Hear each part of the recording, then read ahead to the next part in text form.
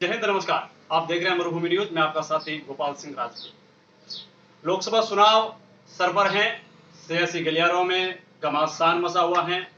नेता अपने अपने फील्ड में हैं और लोगों का मन टटोलने की कोशिश कर रहे हैं। नेता हर फील्ड में पहुंच रहे हैं। हर कोई ये सोचता है कि मैं किस प्रकार से लोगों का मन टटोलूं और उन लोगों तक पहुंचूं, लोगों के दिल के अंदर जगह बनाऊं, ताकि अपनी जो सीट है उसको कवर करूं। क्योंकि हर किसी का मन यही है, जाना कहां है, अपनी सीट कवर कर। जनता किस ओर है, जनता का क्या हाल है, जनता के हाल बेहाल है। ये मैं नहीं कहता, ये कहता है आज का समय। क्योंकि अब जब जनता से बातचीत करेंगे तो ये बातें जरूर निकल के सामने आएगी।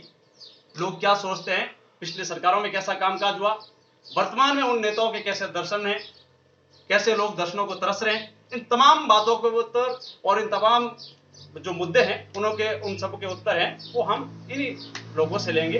क्योंकि हमारे साथ आज खास बातचीत के लिए रामजी गोल से ग्रामीण जुड़े हैं। इनसे हम तमाम बातों पर ये सवाल जवाब करेंगे। सबसे पहले हमारे साथ में रामाराम जी हैं, रामाराम जी आंवला, जो यहीं रामजी गोल से हैं, और इनसे बात अपन शुरुआत करते हैं। रामाराम जी, पहले तो सबसे पहले आपका मरुभूमि न्यूज के अंदर स्वागत है। धन्यवाद, और आपके दर्शकों को भी बहुत बहुत धन्यवाद। राम राम साहब। रामाराम जी, पिछले सरकारों का अंदर कामकाज और अभी लोकसभा चुनाव की जो सरगर्मियां, इनको किस ओर से आप देखते हैं? ऐसा है कि अभी लोकसभा का चुनाव है, ये बहुत बड़ा देश का चुनाव है। ये कोई छोटा मोटा चुनाव नहीं है। हाँ, आम चुनाव नहीं है। आम चुनाव नहीं है जी। ये भी जो विधानसभा का चुनाव होता है वो राज्य स्तर पर होता है, ये देश का चुनाव है। बिल्कुल। बहुत ही बड़ा चुनाव है। तो इसमें सब जो फील्ड में है नेता, जो कोई पार्टी से है, निर्दलीय है, जो कोई भी है, अपनी अपनी अपने कयास लगा रहे हैं। सब आपकी जीत तोड़ में कोशिश कर रहे हैं कि भाई हम इनसे आगे निकले। जो जितने भी कैंडिडेट खड़े हुए हैं, कोई ऐसे हार मान के खड़े नहीं हुए, सब जीतने के लिए खड़े हुए हैं।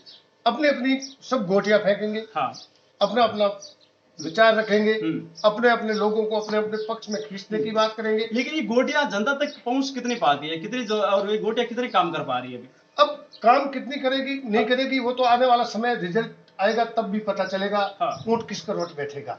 परंतु सब अपने अपने हिसाब से मतदाता को लुभाने के लिए कोई भी पार्टी पीछे नहीं रहती। बिल्कुल। तो ये है रामाराम जी, इनका तो साफ तौर पर कहना है कि पार्टी अपने अपने कयास लगा रही है और उसकी ऊंट है वो किस करवट में बैठेगा। अब हमारे साथ में और जुड़े हैं। भाई साहब, आपकी क्या नाम है? रामोदार जाकड़े नाम मेरा सर जी। आपके दर्शकों को बहुत बहुत आभार, आपने आज इंटरव्यू लिया है हमारा। जी। अच्छा, ये बताइए, अब ये लोकसभा के चुनाव हैं। बिल्कुल। आप किस विधानसभा से बिलोंग करते हैं और उस विधानसभा के क्या हाल है? मैं तो सर वैसे जोधपुर का हूँ और अभी लमसम 10-11 साल से मैं यहाँ यहीं रह रहा हूँ, रामजी गोड़ के अंदर ही। यहाँ बाड़मेर और बालोतरा की जैसलमेर की जनता ने मन बना लिया है अब की बार उम्मीदराम बेनीवाल का। उम्मीदराम बेनीवाल, हर व्यक्ति हर बच्चे के मुंह पे ये है। उम्मीदराम बेनीवाल को क्यों सुने? वो सर वजह ये है, शिक्षा के क्षेत्र में उन्होंने बहुत अच्छा काम किया और हर गरीब दलित शोषित के साथ वो खड़े रहते हैं। और जो काफी 2 चुनाव आरएलपी से उन्होंने लड़े और काफी मजबूती से लड़े हैं। कोई आया है तो विकल्प दोनों बार है, उन्होंने बीजेपी को काफी पछाड़ा है और उन्होंने अपनी बार कांग्रेस के साथ अपना चुनाव लड़ रहे हैं। कांग्रेस पार्टी से मजबूती से चुनाव लड़ेंगे और यही एजेंडा रहेगा, वो जीत उनकी अब की बार पक्की है। अच्छा, उनकी बात जीत है, अब की बार पक्की है। एक वैसे ये कहावत भी है और कई बात भी कहते हैं कि ये बात सच होती है। कहीं पुराने नेताओं का कहना है कि जो विधानसभा बैतू से जो चुनाव हारता है वो लोकसभा में जीतता है। तो कहीं यही तो नहीं लग रहा आपके दिमाग में बात, ये तो नहीं कि उसमें बिल्कुल सर खुली है ये तो। जो चुनाव विधानसभा में हारेगा वो लोकसभा का चुनाव जीतेगा। अच्छा, यानी जो बैतू विधानसभा चुनाव हारता है वो लोकसभा का जीतता है। बिल्कुल। अभी किलाद जी के जो कामकाज रहे थे वो कैसे कामकाज? वो सर खास कामकाज नहीं है। किसानों का बीमा अभी उन्होंने नहीं दिया टाइम पर और हर गरीब के साथ उन्होंने कुछ खास काम नहीं किया है, इसलिए जनता अब की बार उन्होंने, पिछली बार तो मोदी जी के नाम पे वोट मिल गए थे। अच्छा, अब की बार मुमकिन, बहुत मुमकिन। और हमारे साथ में बातचीत के लिए हनुमानाराम जी जांदू हैं, जो काफी समाज सेवी भी हैं, धरातल पर भी एक्टिव हैं। उनसे इन सवालों का जवाब लेते हैं। हनुमानाराम जी, सबसे पहले तो आप लोग मरुभूमि न्यूज में स्वागत है। सब आपके जितना भी दर्शक देखे वन मेरा घना घना दिल से राम राम से। हनुमानाराम जी, आप समाज सेवी के अंदर नाम आता है आपका, काफी चर्चाओं में भी रहते हैं।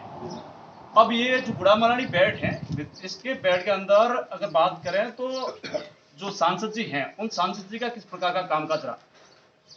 अभी देखा जाए तो गुड़ा मालानी का पिछले 5 वर्ष से माननीय सांसद जी कलाजी चौधरी साहब, ये गुड़ा मालानी के खास विशेष उन्होंने कुछ पैकेज और मेरे को तो नहीं लगता दिया है, और धरातल पे उन्होंने काम किए। मीडियाबाजी और सोशल मीडिया के थ्रू उनका काम हुआ होगा तो, लेकिन गुड़ा मालानी की जो जनता है और बाड़मेर की जनता है, ये बहुत उनसे नाराज है। उन्होंने विशेष कोई काम नहीं किया। आप कह रहे हैं कि विशेष कोई काम नहीं किया, लेकिन वो अपनी लिस्ट है वो लेके बैठे हैं। वो बता रहे हैं कि देश का दूसरा बाजरा अनुसंधान केंद्र है वो हमने गुड़ा मलानी को दिया। हाँ, वो दिया है, हमने भी सुना है, 5 साल वो पेपरों में दिया है, लेकिन धरातल पे काम होगा तब पता चलेगा। धरातल पे क्या स्थिति? अभी तो कुछ नहीं है। एक उन्होंने प्लेट लगाई, वो उखाड़ के ले गए, और 5 साल पेपरों में लग गया, वो पेपरों में अभी है, पेपर वर्क हो रहा है उनका भी। और उनकी कई बातें थी, जैसे बाड़मेर के जो रहवासी है उनको रेलवे से जो सुविधा थी उन सुविधा देना, या फिर जो हवाई अड्डों के बड़े बड़े वादे थे, वो वादे किस प्रकार के? वो हवाई अड्डों में हवा में ही रह गए हैं। अभी तो धरातल पे कुछ काम हुआ नहीं है। जो रेलवे हमारे गुजरात से बाड़मेर को बिसाने वाला, उनका पहले उन्होंने प्रस्ताव भी दिया था, बहुत सारी बातें की थी, जुमलेबाजी बहुत की, लेकिन अभी तक तो कुछ हुआ नहीं है काम। और हुआ है तो आपको भी पता होगा कि रेल लाइन यहाँ लगी हुई होगी। अच्छा, ये मेरे साथ में राम जी गोल के लोग थे। अब एक सवाल फिर एक बार लेते हैं रामाराम जी से। रामाराम जी, आप बताइए आपका क्या सवाल है? नहीं, मतलब ये बोलते हैं कि भाई किला जी ने कुछ नहीं किए, ये धरातल पे है, ठीक।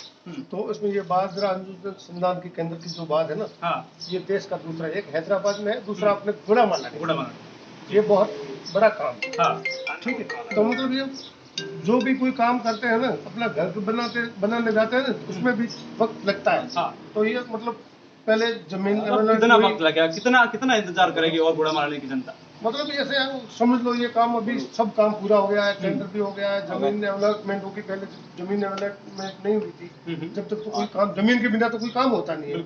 अब हुआ है तो अब काम, सरकार अभी आचार संहिता लग गई, ये इसके बाद में सरकार बनेगी, फिर बाद में काम चालू होगा तो 2-4 साल लगेगा, 2-4 साल। लेकिन सरकार तो आपकी पिछली जो जब ये पास हुआ है तो उस समय भी तो सरकार आपकी थी।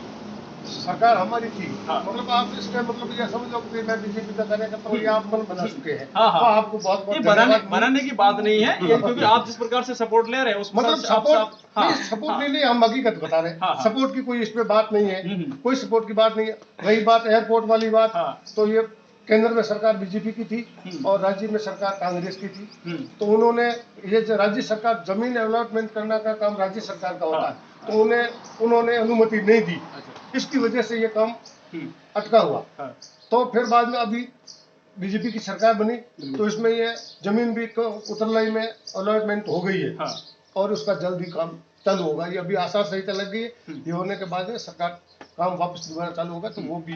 अच्छा, अगर कैलाश चौधरी इस बार की अगर बाजी नहीं मार पाते तो फिर कैसे रहेगा, क्या काम होगा, या फिर ये होल्ड? नहीं, होल्ड नहीं होने वाला है। क्या समझ लो, ये कैलाश जी जीते चाहे हारे, ये केंद्र सरकार का काम है। ये इसमें मोदी जी प्रधानमंत्री बनने वाले, अभी सब देख रहे हैं तो आना मोदी है। सब लोग यही कह रहे हैं कि भाई बाड़मेर का तो पता नहीं, पर आना तो मोदी है। अच्छा, तो मोदी जी आएगा तो ये काम 100% होगा, ये काम नहीं रुकेगा। अच्छा, तो ये तमाम जनता थी। अब इनका तो साफ तौर पर कहना है कि अगर जनता किस ओर जाए किस ओर ना जाए, लेकिन अगर बात करें गुड़ा मलानी की, तो गुड़ा मलानी के अंदर कैलाश चौधरी वापस आए ना आए, लेकिन तमाम जो इनके वादे हैं वो तमाम वादे पूरे होंगे, वो तमाम काम पूरे होंगे। बाकी आप देखते रहिए मरुभूमि न्यूज, और साथ ही साथ हमारे यूट्यूब चैनल पर अगर आप नए हैं तो इस चैनल को सब्सक्राइब जरूर कर दीजिए। धन्यवाद।